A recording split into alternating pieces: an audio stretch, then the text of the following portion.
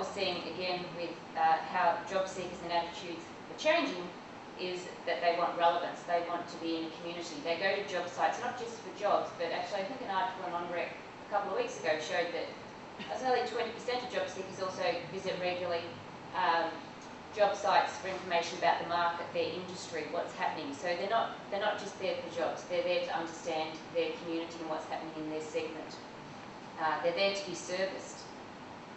With a site like Six Figures, and I guess why I'm using this, because it also, as an advertiser, it gives you a lot of information to then make an informed decision about if you advertise on a site like this, if it is actually likely that you will source the people that you're looking to connect with. In Australia, about 10% of the workforce earns a 100k package or more. They're, on average, they're 30 years or more. There are some obviously in their 20s, but the majority of people you will find will be 30 years plus before they hit that salary bracket. They're degree qualified. The majority are currently employed, and I guess as some of the statistics show too, people are, on some of the generalist sites you find that the passive figure does diminish a bit, but people are actively, they're currently employed, they might be happy, but they're always looking for a better opportunity, particularly I guess if you're looking at executives. They didn't get where they are by sort of sitting back and waiting for things to find them. They're very proactive, they go out there and find opportunities. Again, understanding this market in that salary isn't their primary driver. It is around leadership and career development opportunities, which then also helps you when you're creating an ad, what do you do to entice and lure them. And we saw some clever advertising campaigns, such as with, I think, Red, I forgot it was Final Red, or the one with the iPod that they sent, the video game company.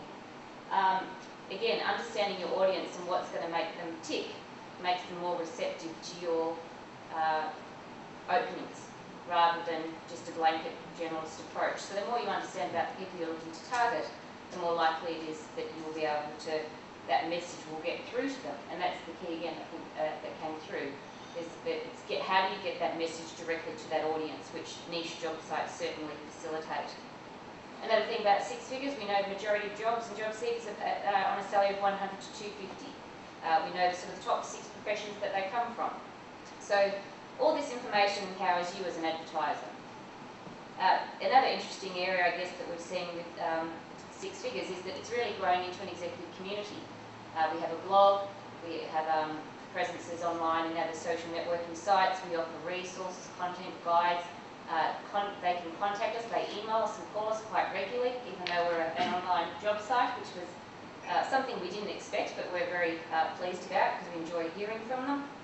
And we always listen to their feedback about what they want to see, and I think that's also where businesses and advertisers can learn a bit more. Listen to the job seekers and what they want, how they want to connect with you. Because again, we have to work hard to connect with them, not the other way around. We shouldn't be making them work hard to find out about why they should consider working for us as an employer.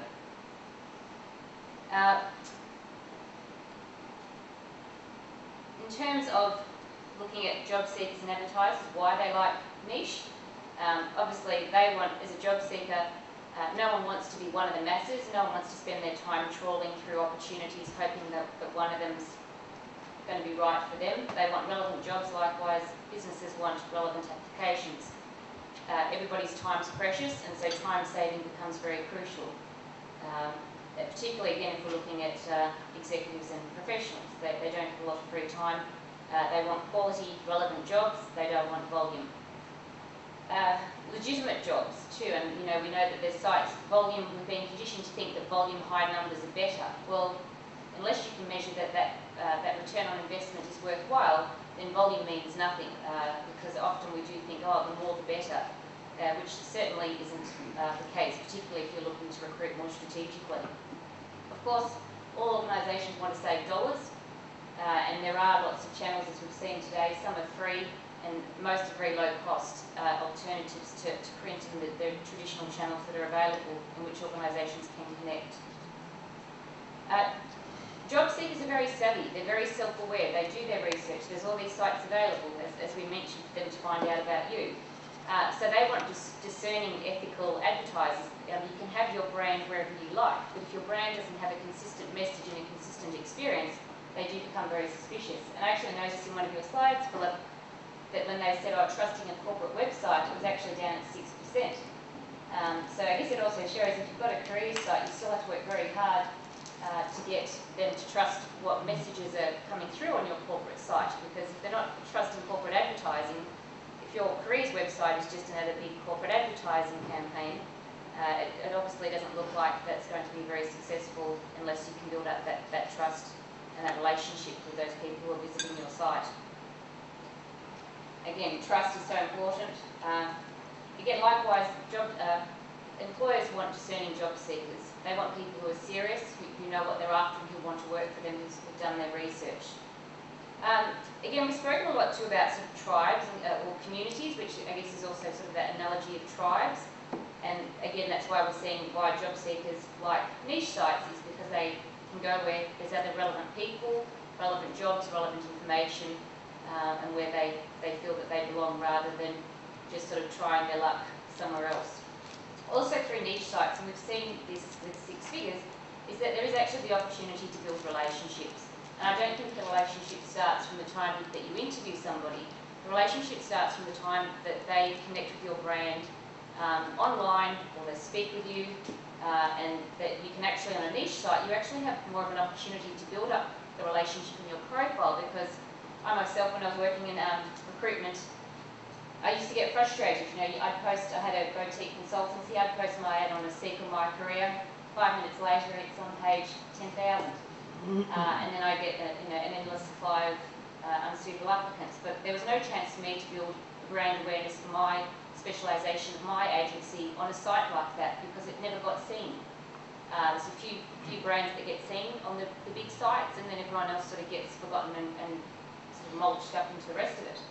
Whereas if you look at niche sites, you'll see that there's regular advertisers, job seekers become familiar with your jobs, your profile, and they become more trusting. And you certainly can build a relationship in that fashion. So when to use niche and when to use generalist? There certainly is a place for all the talent sourcing channels that are available. It actually comes down to the type of person that you're looking to attract. And that's really the key. There's no better channel other than understanding what's the best channel for that particular role and profile of people you're looking to connect with. You know, professionals and specialists, as we just saw some of the niche sites, you know, mining, IT, expat, age-related sites, those people are going to be more inclined to gravitate towards those sites than they are a generalist site. So for generalist sites, you do tend to get a high volume of applicants, and you get a mix of relevant applicants. Yet with a niche site, often you would get a lower volume, however you would get a high quality of relevant applicants come through, and that's what we've seen in the feedback we're getting. It's another thing going back to numbers, and I know everyone's obsessed with, you know, unique browsers and page impressions and so on, but again, does that matter if your message isn't getting in front of the right people? So although a generalist site has, you know, 100 million trillion visitors and UVs, that actually probably could be a disadvantage, because how does your ad get seen? You have little opportunity to connect with your target market, whereas on a niche site, you increase the chances of connecting with a specific market that you're looking to attract. You do tend to find there's more passive job seekers on niche sites than generalist sites, and again, it comes back down to that relationships. Niche sites tend to have more jobs, content, and building up communities. Generalist sites are high volume transactional experiences. So again, if you're looking for that type of high volume type role, if you're looking for a large volume of applications, then certainly generalist is the way to go. So again, it's also just always stepping back and looking at the people you're looking to connect with before making a decision about where to place your ads. And ultimately, as I mentioned, there's no one, I think everyone's looking sort of for the holy grail of how do you find talent. There is no one holy grail. It's a case of being strategic. Every role is different, and spending that time understanding where you'll be able to connect with those people, both online and offline.